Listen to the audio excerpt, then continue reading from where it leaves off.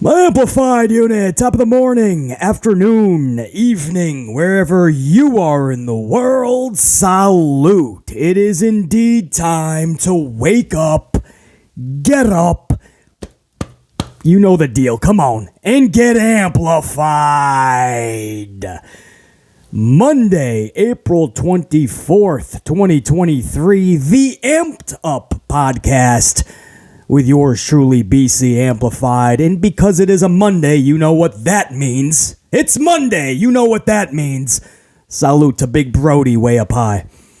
That means it's Monday Night Raw time, right? Raw is upon us, beckoning us with its call. We all now have to watch this catastrophe unfold tonight. And we will, because we tune in out of habit and hope. Habit, we've been doing it since we were young tykes. And hoping that this show gets better. Well, BC in this podcast has the official preview. Thus far, anyway. It's very early on a Monday morning, but BC does have the preview thus far. And wait till you hear what they're trying to, how they're trying to get us to watch this show. What they have planned thus far speaks volumes. I'm just going to leave it at that. That's the teaser in this cold open. We will get to the Raw preview in just a little bit. We're also going to discuss the latest on Ronda Rousey, the trajectory of Rousey and Shayna Baszler for that matter. You shouldn't be too surprised when we get to that portion of the show. And I also have the latest, a big piece of information, a little bit of maybe a little spoiler about Drew McIntyre's whereabouts. He went totally black on social media. You haven't heard a word from this dude since WrestleMania. Well, there's a big piece of information that BC came across. Is he all elite, or is Drew McIntyre showing back up on WWE television? We're going to talk about Drew McIntyre, and BC may have a date where you may see McIntyre show back up. So we're going to go over Drew McIntyre and Ronda Rousey's whereabouts and what's next for them. We also have a big report on the WWE Draft. And while it is a big report, we should not be too shocked. If you follow WWE for any length of time, any amount of time, this report about the draft should not shock you. It's mind-boggling, it's pathetic, but it shouldn't shock you. We'll go over all of that. That is your teaser. That's the bulk of the podcast. We're also going to, I'm not even done, BC's going to give you two names. BC is going to give you two names that should absolutely be pushed not just to the moon, but through the moon. One superstar in WWE, one pro wrestler in AEW. Two dudes that many think probably are not even in their prime anymore, and many probably think of as an afterthought, right? These aren't names that you think BC would just push out at you, like an AJ Styles, which is obvious he should be pushed through the moon because it's AJ Styles. No, it's two names you probably don't even think a lot about, and it's sad, it's pathetic, and it shouldn't be. One of those names is currently in WWE, one of those names is currently in AEW. BC is going to tell you two names, one WWE, one AEW, that if I was a promoter or a head of creative, these two names would be on top of the mountain. Maybe not solely, but on top of the fucking mountain, sharing that mountain. So I'm also going to we're going to have a little discussion on these two names coming up. So there you go. That's your teaser for this podcast for Monday, April 24th, 2023. So as I told you from the jump, this is a packed show. So go ahead and smash that up if you will. If you don't mind, help out the algorithm. If not, if you want to be a fucking jerk off, then don't. That's okay too. Nobody's going to lose sleep over it. But if you don't mind, smash the up. Tonight, big programming note. Tonight we will be, hopefully, for the first hour of Raw, live. Everybody, my entire red team, go! My red unit. I need everybody to show up and show out tonight. And my gold card unit, my channel members, it'll be a channel members only chat. So everybody I hope tunes in, but my gold channel members, my gold card members, you guys will be in the chat only for channel members. It's basically like a committee meeting. We really need to come together and view this show to see if BC is just being too harsh or is it really that bad? I need my channel members to really show up and show out tonight. And we will do that for the whole first hour. Tomorrow, I will come back with the full review. But tonight, hour one live is what I hope to do. Let me get a big swig of coffee, and we're going to start this packed podcast for April 24th, 2023. Let's get amplified, baby!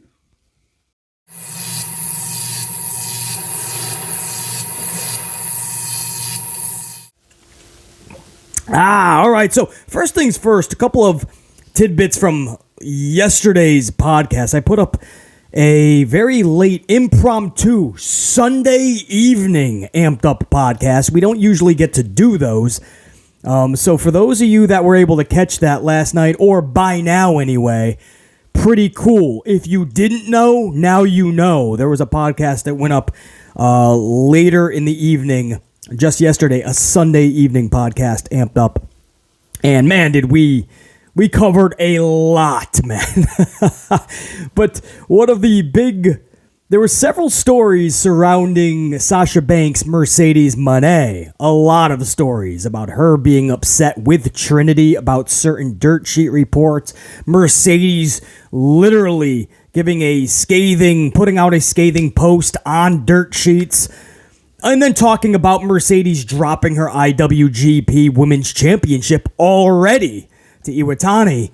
So a lot of news. In the teaser in yesterday's Amped Up podcast, I told you guys how Mercedes talked about one of her dream matches, or at least over in Japan anyway, who she would like to work with. And I told you guys you might be shocked by one of the names and what style of match. And there was so much news, I forgot to even talk about it in the actual podcast. So I put it in the teaser, and I never talked about it. So now allow me to talk about it real quickly, because I didn't even address this in the podcast. Guys, her answer was who she would like to work with in Japan. An intergender match with Kenny Omega. Could you imagine Mercedes Moné, Sasha Banks, and Kenny Omega on a team together? Could you imagine wrestling together, first of all? Imagine them as opponents. But just as a tag team, could you imagine that? And just for her to name Kenny Omega as one of those people that she truly wants to work with, that could give you a little inkling into the future of Mercedes Moné. If Tony Khan and Mercedes ever end up actually talking, if they haven't already, to bring in Mercedes. We know she has a contract extension over in Japan, but with the new Saturday show Collision and Phil Brooks, CM Punk is supposed to be the centerpiece of that show. A lot of the locker room doesn't want to work with Phil Brooks. We know that. There's already reports about how they're going to have to split up a roster, and whoever wants to work with him will be over on Saturday nights. That's what we're hearing anyway.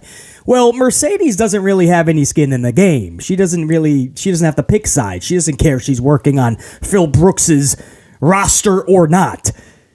So could you imagine if they bring in Mercedes Moné for Collision? So then you would have Phillip Brooks, you would have Sasha Banks, Mercedes Moné. I mean, that would turn some heads, I would think. But my point is, if she really wants to work with Omega so badly, like she's putting that in her answers, Mercedes is the type of woman who does exactly what she wants to do. She finds a way.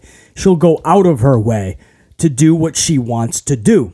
This is her world domination tour. I think one day she will be back in WWE one day. But this is everything she wants to do in pro wrestling that she was kind of tied down from doing in World Wrestling Entertainment. I would not be shocked, man. I really wouldn't. It would still be shocking in a certain way. But if she ever showed up in AEW, so either you would get Omega in Japan, which is the most likely scenario, but if she ever shows up in AEW, Man, these are little nuggets of little, like, just little teasers that she throws down that you gotta kind of pick up on. You know, when she wants to work with people, she finds a way to do that. So whether it's Omega, like he does often, goes over to Japan, or she finds her way in AEW for a small amount of time or a long amount of time, that is a very eye-opening answer. Who would you like to work with over in Japan? And she just immediately shoots out Kenny Omega. And we know there's that respect. We saw the footage when Mercedes first got to Japan and Omega goes into her locker room and they have that initial exchange of, oh my goodness, Kenny Omega, Mercedes, how are you? And they're all both smiling ear to ear. You could tell the respect they have for one another. I'm just saying that could be a huge selling point, getting Mercedes into the All Elite door. And it would be forbidden no more. So I wanted to touch up on that, guys. That was a big answer she gave. She really wants to work with Kenny Omega. And so far, she's shown us that everything she wants to do, she goes and she does it. And another thing from yesterday's podcast, a bulk of that, the main purpose of yesterday's podcast was to get everybody ready for what could happen in the future with Money in the Bank. And that is Giant Omas winning the briefcase. Now, some of you guys are already like, no, this can't happen, as if it's already set in stone. Relax, guys. The purpose of that story and podcast was not to tell you guys that this is what's happening. It's to prepare you for what absolutely could be happening. BC is hearing that is a road that WWE is currently navigating on. One of the front runners is Omas. That is a legit real story. My people down in Florida have already heard that from multiple people.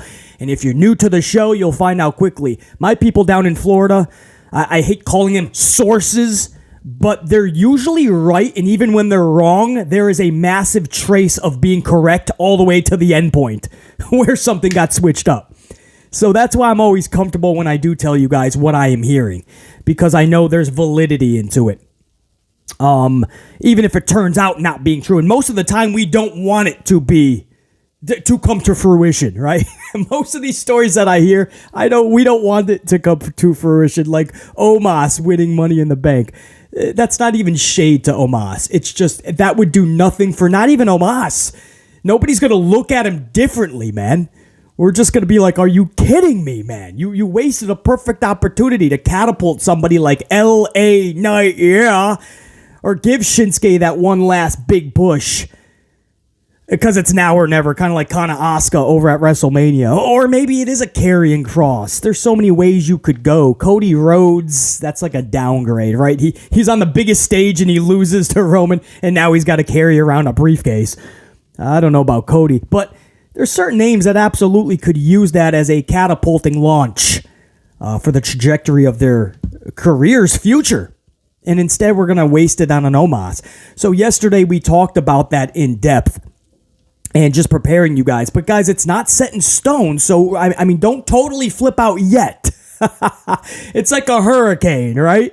It's 100 miles away, and the news stations, the radio, everybody's warning you. Okay, there's a hurricane in the area. We're hoping that it just washes off to shore, right? It takes a hard right, and it goes off into the Atlantic somewhere, or the Pacific if you're on the West Coast. But it filters away from you. But we're preparing you for the hurricane. So get your water, get your paper products, hunker down in a good shelter with a solid roof and a foundation, and just prepare for the worst. Well, that's what we're doing in this situation. BC heard some stuff from down in Florida, and I'm just preparing you guys for the hurricane that is Omas. Hurricane Omas. We're hoping the hurricane totally misses us and goes off into the ocean somewhere. But we're preparing you in case it goes right over all of us. So think of it like that. It's preparing for the hurricane. Usually these things don't actually hit, but just in case, you've been forewarned, all right? Get your ducks in a row. Don't be too shocked if something like this happens. because we don't like being caught off guard with something so mind-boggling that it just infuriates you because it's so stupid. Like Bray Wyatt being defeated by Goldberg in Saudi Arabia in just a few minutes, being absolutely annihilated by Goldberg. We all remember how we felt with situations like that. So BC is just making sure you guys are not blindsided. So that's the Omas sitch. It's not set in stone because WWE changes things at the very last second anyway. So we never know with these jabronis. Thank you, Rock. We never know, but that is what we're hearing, so just prepare for Hurricane Omas winning Money in the Bank. We're hearing that it's going to start with him defeating Seth Rollins at Backlash. That's the first problem. That should never be happening. That match shouldn't even be happening. But that's another story. We'll probably talk about more of that in tomorrow's review, or maybe in the first hour of Raw Tonight live during the stream. Because Seth Rollins, they're probably going to try to promote Seth Rollins and Omas for Backlash because that match was just made out of thin air on Friday night with no fucking intuition of it. No fucking storyline arc. No seeds were planted. It was just announced. And now they're going to have to force a feud tonight. I'll have the Raw preview for what they have so far, by the way, coming up. But thank you for allowing me a few minutes to go over yesterday's podcast, a couple of things, something that I missed and something that I want to expand on. Now, moving on, let's go to the latest with a couple of WWE superstars. First, Ronda Rousey. We are hearing that Rousey and Baszler will be back within the next few weeks, and they will be getting the tag championships from Liv Morgan and Raquel Rodriguez. Now, I know you're thinking, well, if you're going to have a tag division, Ronda and Shayna would be believable and realistic, and you could build a division around them. I don't have a problem with that up front. Ronda has been booked so drastically bad in WWE, Shayna Baszler, the same damn thing, that together, I mean, could it get much worse, we thought, right? But so far, the tag matches that they've had, especially at Mania, even though they were injured, they're just not good. It's still not captivating anybody's attention, and we still don't care about them. So when Shayna and Ronda come back, I hope there is a complete just turnabout. Everything needs to change with these two because it is just not working. And you can throw every tag title, singles title, you can throw every crown on them, and it's not going to change the level of non-care that we feel. And this is coming from a Ronda fan, by the way. I mean, I take a lot of heat for that.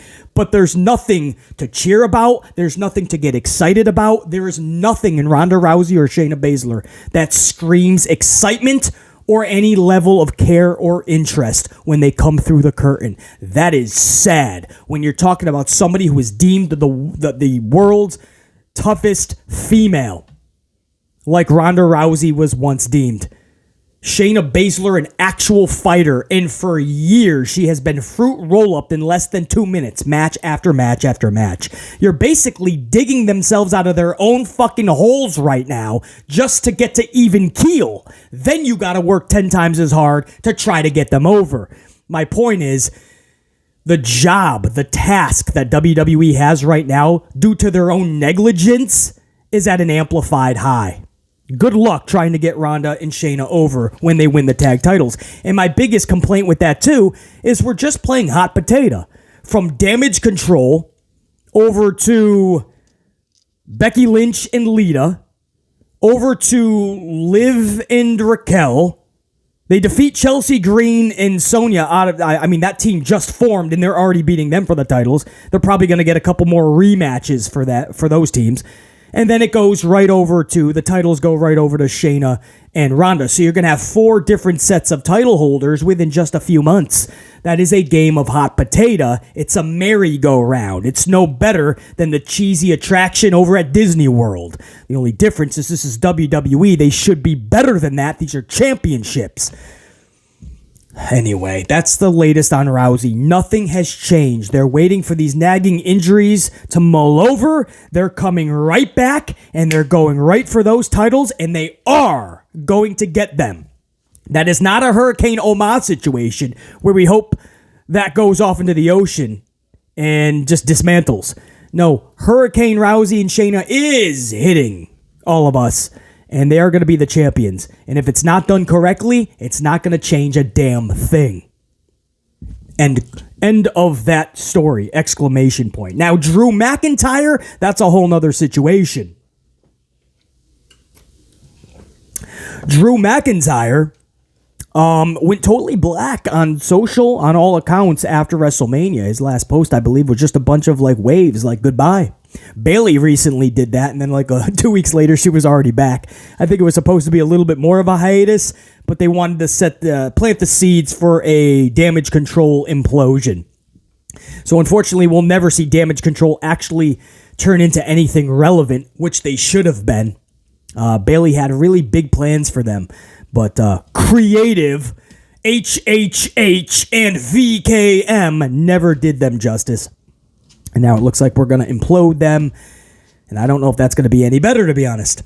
But just like Bayley, Drew McIntyre went the same route, right? Totally said goodbye, and that was that. And a lot of people started thinking, is he all elite? I mean, we didn't really know the contract situation. We didn't have any dates for the future for McIntyre.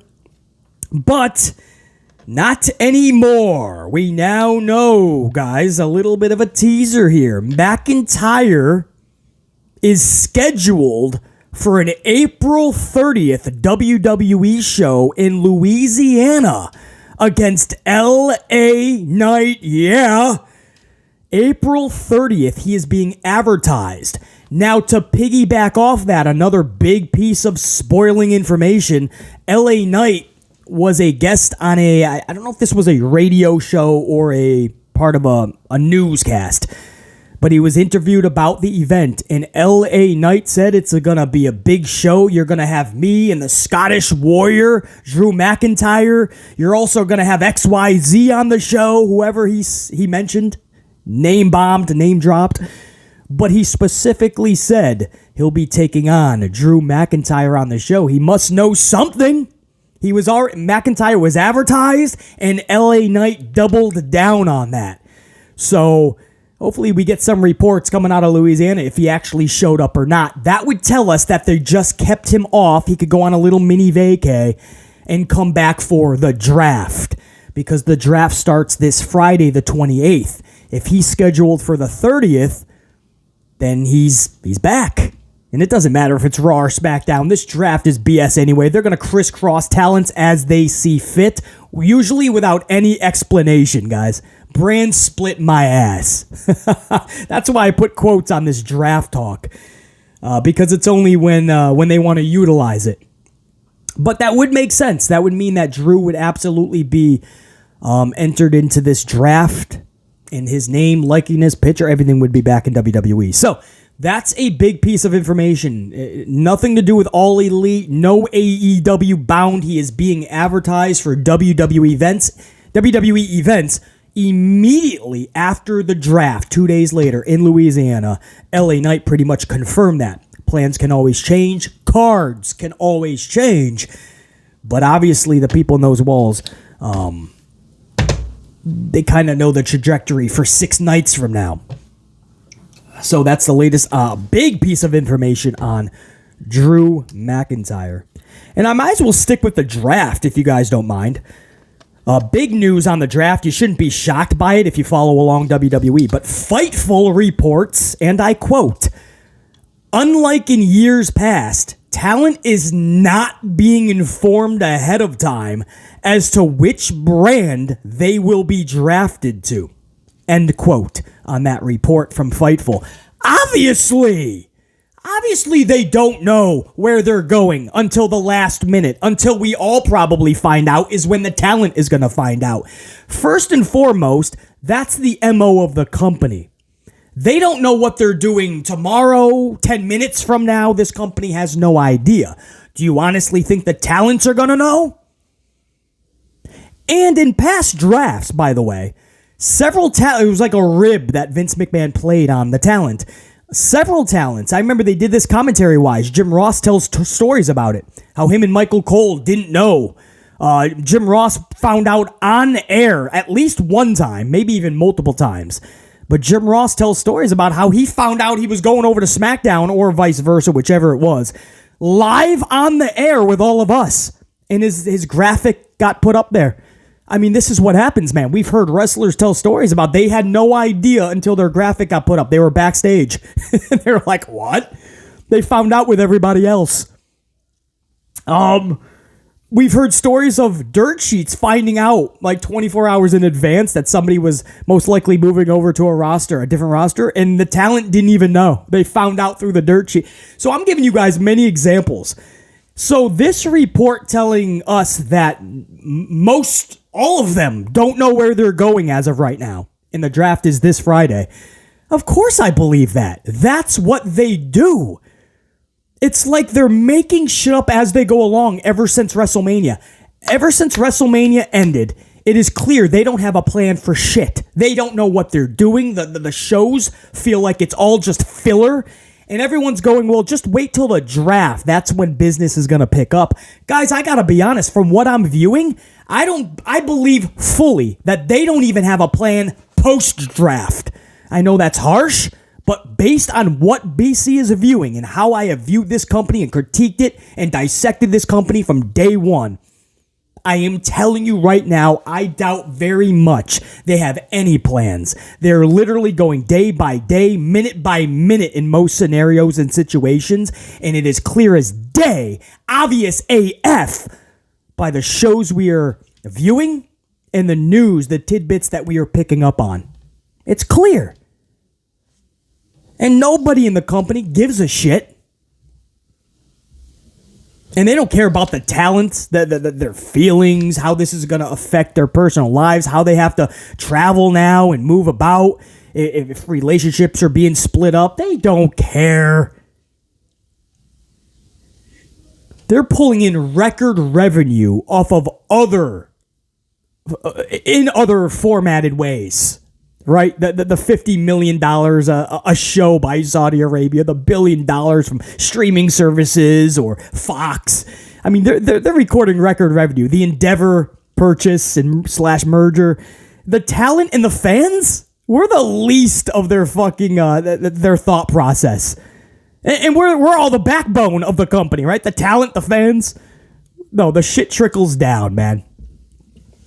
So this Fightful report, unlike in years past, talent is not being informed ahead of time as to which brand they will be drafted to. Well, that's not entirely accurate. In years past, a lot of the talent never knew. The only difference now this year is that none of the talent knows. And that's because I firmly believe WWE hasn't a fucking clue. To this day right now, Monday, Night Raw is tonight. We are 4 nights away from the first night of the draft, and I think WWE doesn't have a fucking clue what they're doing. Exclamation point on that story. I stand behind it.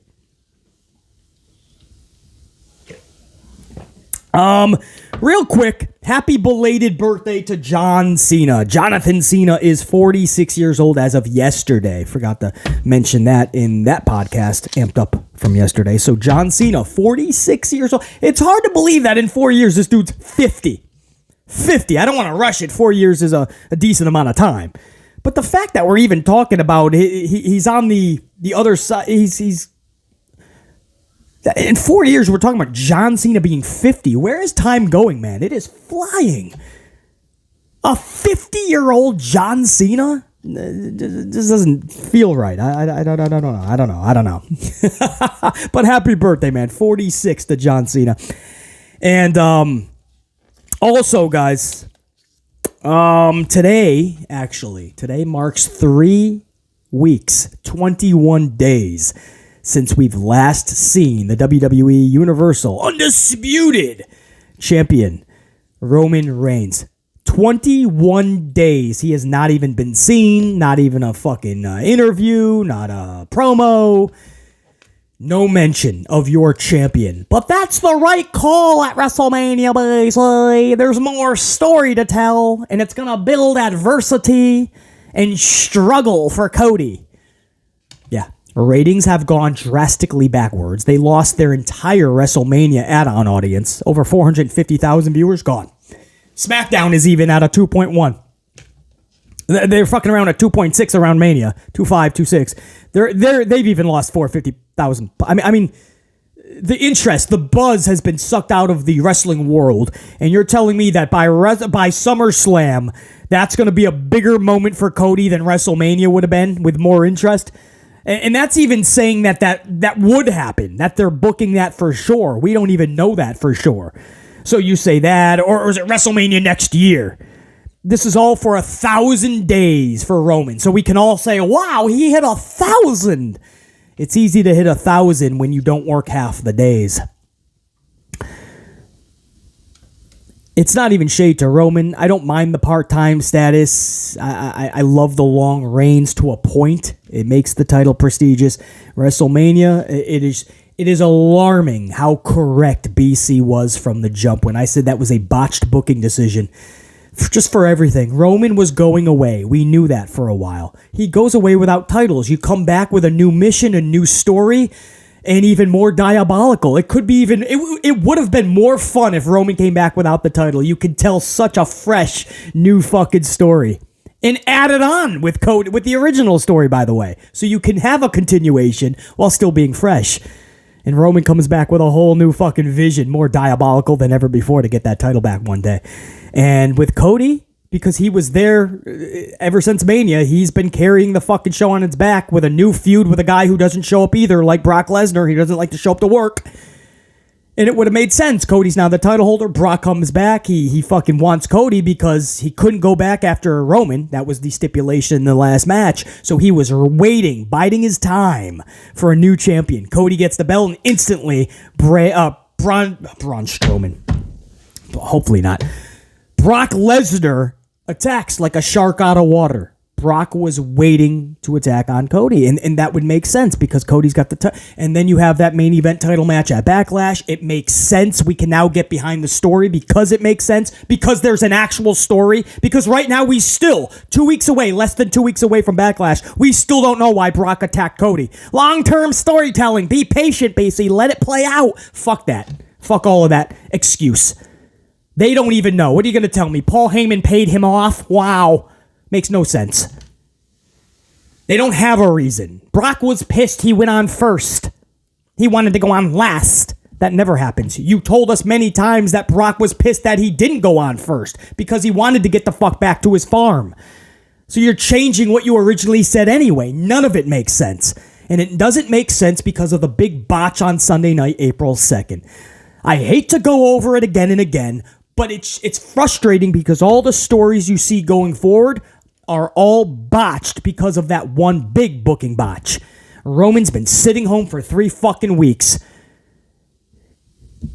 And he's not showing up this week, guys. He ain't there tonight. Chicago Allstate, from what we're hearing anyway, is he's not there. So, I don't, 3 fucking full weeks, and people still go, well, I think it was the right call.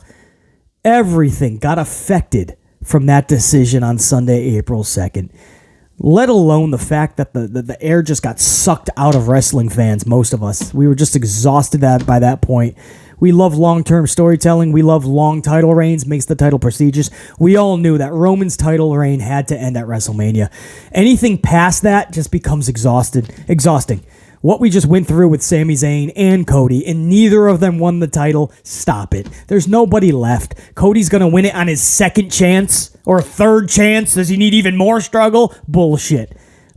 Seth Rollins is going to be the one to take it. Stop it. Braun Breaker, fuck off. That was a botch. We all know that. And now it's just exhausting. And now this guy just is going to be more part-time than ever. Get his 1,000 days and then what? SummerSlam lose it at a much less meaningful stage with more meaningful interest. Yeah, right call my ass. 21 days as of tonight, guys. No Roman Reigns. It's the right call, Beasley. Let him take the titles for a year back home. Okay. You got it, buddy. Speaking of Monday Night Raw, we should go over that preview right now. What do you guys say? Raw for 424. It's very early, so it's a small preview as of now. By the time you guys get this podcast, there'll probably be a lot more being advertised. I can't say that any of it will be interesting or captivate us enough to watch, but BC will be live with you guys for hour 1 for sure, or 99.99% sure that I'll be live. Hopefully technology and everything works with BC. But for tonight, guys, we are getting Rey Mysterio versus Damian Priest. How many times do you need to see Damian Priest and Rey Mysterio? How many times do you see them two fighting each other going into Mania? After Mania, we've seen every type of tag team match you can have. Rey and Escobar versus Damian and Baszler, or Damian and Dominic at Backlash or SummerSlam, or in the near future, you're going to see Bad Bunny and Rey Mysterio versus Damian Priest and Dominic. And now tonight, one-on-one, Damian versus Rey. Don't be shocked if that somehow turns into a tag match and Escobar joins them. You get Damian and Baszler, or Damian and Dominic again. I mean, this is all WWE is doing. They just keep giving you different variations of a rematch, or just straight out rematches. Owens versus Solo Sikoa, then Owens and Sikoa versus in a DQ match, no DQ match. Then you get Matt Riddle, Scooter McGee versus Solo. Then Matt Riddle, Scooter McGee versus Solo in a no DQ match. They just totally regurgitated what they did with Owens and Solo. Rey Mysterio and Judgment Day and every type of variation. That's not a storyline. That's just a bunch of random matches regurgitated. Redundancy. Rematches. That's all that is, guys. That's not a story. They're not telling us it properly, right? There's no creativity in this. Literally, a 6-year-old with a crayon and a Post-it note could just scribble in matches. That's not what we should be getting on Mondays and Fridays. Friday Night SmackDown was just one rematch after another rematch after another rematch after another rematch. Good night, everybody. Thanks for joining us. It can't be that, man. These are television shows, entertainment shows, to get us to the premium live event pay-per-views that we actually pay for. We still pay for the subscription service. And now they're just making those glorified house shows. They're just throwing matches that make no sense. Brock and Cody is the main event for no reason. It's not even a title because you botched Sunday night, April 2nd's main event of WrestleMania. You botched it. So now Brock and Cody doesn't even make sense. Seth Rollins versus Omas makes even less sense somehow. And you'll see the Bloodlines, Usos, and Solo versus Owens and Sami Zayn yet again. The only difference is Scooter McGee's going to be in the match. Wow, can't wait for that 6-man. We're going to see wrestling action, basically. Can you tell it's frustrating when you see no level of effort, care, or creativity being put into the shows time after time, show after show? It becomes frustrating as a fan, especially as a critic and a reviewer that has to dissect this shit. Anyway, Rey and Dominic. Bad Bunny is supposed to be there to seek redemption, so obviously he'll align himself with Rey, help him take out the evil Judgment Day. We're expecting Becky Lynch to respond finally to the attack from Trish Stratus when she turned heel 2 weeks ago. Trish, what is Becky out from? It was like a slap across the dome piece and then a couple of kicks, and Becky Lynch is all of a sudden out of action like she just got stone cold stunnered out of a fucking helicopter and landed on the Empire State Building. Okay, that would take you out for a few weeks bare minimum, I would think. You didn't. You got slapped upside the fucking head in a couple of boots, and all of a sudden you're out with a fucking full body cast for all we know. Anyway, Becky Lynch, we're hearing that Becky is supposed to respond tonight. We'll see if that actually happens. And again, we expect some type of deal between Omas and Seth Rollins, because there's not even been a seed planted for that match for Backlash. They just announced it on Friday. It looks to be punishment to Seth Rollins. I told you guys why in a recent podcast. I think it was a couple of amped up podcasts ago. I told you guys why Rollins is being punished. A couple of different reasons. He's in the doghouse. I think that was actually the headline and the thumbnail. Sethington Rollins is in the doghouse. Just look for that. I explain it. So this could just be punishment, and if that's the case, then what I'm hearing could actually end up coming to fruition, unfortunately. Omas could very well defeat Sethington Rollins in Puerto Rico at Backlash. How fucking horrible would that decision be? And then if he does that, you can pretty much guarantee he's going for that Money in the Bank briefcase. And the decision pretty much has already been made. I don't even want to think of that right now, man. Hopefully that hurricane goes right into the fucking ocean and misses us all. But, Seth Rollins and Omas, I guess they ignite that feud. I use that loosely. Tonight, does anybody need to see Seth Rollins and Omas? A fucking segment that is pumping up an Omas-Sethington match? Oh, man, this show on paper is not looking good. And by the time this podcast reaches you guys, we could know some more nonsensical bullshit for tonight. Cody Rhodes put up a post saying, tonight we're in the All-State Arena, Chicago, Illinois, obviously. Rosemont, Illinois, Chicago. All-State Arena, and he said, we all remember the last time I was there. I forget when the last time, was that when he tore the pec off the bone and he did the Hell in a Cell match? Maybe that was the last time he was in Chicago's All-State. Maybe that's what he's referring to, but Cody is talking like there's something big planned with him. The problem is, WWE started this so wrong with no reasoning for Brock to attack Cody because Cody didn't have the title, and they didn't even give us a proper reason or explanation because they didn't have one. That is what I mean about the complete negligence, the absolute carelessness in this company. They'll do shit without an explanation because they don't even know why, and they treat us like such shit that they're like, they don't need to know why. And if they ask the question why, if they pry into why, we'll either tell them shut up or we'll keep avoiding it until they shut up. No, not going to happen with channels like this and fans like BC and my amplified unit. We're not going to. We're going to demand why. And until we get that, there's nothing that Cody can even do. And listen, much love and respect to Cody Rhodes, but this dude could literally, fuck taking out 37 security guards. This dude could take out all of fucking Manhattan, all of San Francisco. It wouldn't matter. He's not going to look like any more of a hero. He's not going to look like somebody that we want to get behind and root for. This isn't going to be the struggle and adversity that others need to see him go through. No, because you didn't start it off properly. So no matter what he does, it is not going to correct the wrongs from the jump. Until we get proper reasoning for this match in less than 2 weeks, nothing that happens is going to work, is going to correct the initial wrong. And that's sad to say, because on paper, Cody Rhodes versus Brock Lesnar should intrigue us. And on these shows, Brock and Cody should intrigue us. And the fact that it doesn't, for most of us, shows you just how much this company fucked up from the jump. That is your Raw preview as of now. Now, something I really want to talk about. Just a little conversation, if you will. This isn't really news. This is two wrestlers that recently I saw them put something out there. It came across my attention anyway.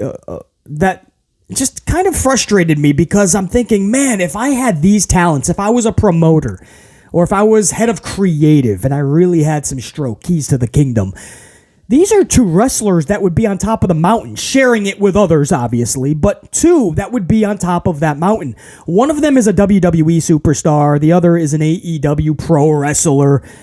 And both deserve to be catapulted, booked, not just to the moon, through the fucking moon, through the stratosphere, and let's see where the rocket takes them, because I feel they're that damn good, and they don't get treated as such. In WWE, and this is not names that you would think, by the way, because we could easily say people like AJ Styles, for instance. That's obvious. These are non-obvious ones, people you don't really think of. For WWE, you ready for this? Dolph Ziggler. I know, BC. What, man? He's ruined. There's no way he could ever come back. They put him in such Jobberville status that he just doesn't reside in Jobberville. He's the mayor of Jobberville, BC. I understand. His talent, still to this day, impeccable. Second to none, if done correctly, actually. Dolph Ziggler is a fucking masterpiece. And when you give him the stage, when you give him a mic, he will rock it. When you give him a storyline, he has never failed. In the ring, he's still to this day one of the best pro wrestlers on the planet. And whether you think he's still in his prime or not, I'm telling you, he can go with the best of them still to this day. And the fact that they just gave up on this dude, and he's so smart that he's got other things that he does, so he's kind of like, whatever, man. I got my comedy, I got X, Y, and Z that I'm doing on the side. I'm planning for life beyond the ring. But man, I wish the last several years was different for Dolph, because WWE would be better off. The fans would have been better off if Dolph was booked more as a main eventer and less as a fucking joke. And I just saw he put up a post within the last 24 hours, and he said 10 years ago today. And it was a photo of him. It was the backs of him, Big E to his right, and AJ Lee to his left. And I remember that was one of the funnest runs for Dolph. And it was a clique that just worked so well together. They all gelled. Dolph and his muscle, Big E, and his I don't even know what you call her. Was it like a manager? Because AJ Lee was still kick ass. I hate to think of her just as a manager, but that side chick of AJ Lee with Big E, I mean, he cashed in, he became world champion. It was, some would say, easily the best run of his WWE career. And to see how he's been booked for over 5 years up front, you could really say the better part of the last 10 years. Because that photo was captioned by 10 years ago today. And that was the best Dolph. And here we are 10 years later, and you don't have anything that matched up to that. And with his fucking talent, that is beyond pathetically sad. It's damn near criminal. I had to give a shout out to Dolph and remind every single one of my Amplified Unit members that Dolph Ziggler still to this day is held in high regard on this channel. And if they ever wanted to give him one last big push, I would be more than behind it. Not just to the moon, let that rocket go as far as it can take him, and I promise you it'll catapult him through the moon, and you will get really good storylines, really good promos, and excellent wrestling action. If you need any more proof, go back to, was it even a year ago? When Dolph went over to NXT, and he had that story with Braun Breaker, and he turned every segment he was in into gold. It was must-see television. The interactions that he had, the star power when he was there, the fans on their feet, and you could tell Dolph is still that guy. They just don't want to perceive him as such. And it's sad. Again, damn near criminal. But if you need any more proof, go back to when he went to NXT. Go back to those shows. Go back to those matches, his appearances. It tells you his star power still to this day, man. I would love to see him skyrocketed through the moon. And it's sad to see that they just gave up on him, man. He's too good for that type of booking. Too fucking good. And over on the AEW side of things, and this wasn't just picking one guy from each promotion. This just happens to be somebody who's in AEW, because I already had this guy in mind as somebody that I would catapult through the moon. And that person, and hold on real quick, just to piggyback off the Dolph Ziggler thing. You know what? There's just not enough time for that. Let's just go to this AEW superstar, wrestler, who I feel it's the same thing with Dolph that it is with this guy. And this is a name that you're going to be like shocked by. You're like, BC, out of all the fucking roster, him? At his age? Because hold on, how old is he? Hold on, before I even mention it. I think he could be in his 50s, correct? Hold on, let me get this age up, man. Could be, oh my goodness, yeah, he is. So yeah, you guys are going to be shocked by this name. I'm shocked by how good he still is. I shouldn't be because he's always been one of the best pro wrestlers in the world, even at his fucking size. You ready for this? Dustin Rhodes. Gold Dust himself.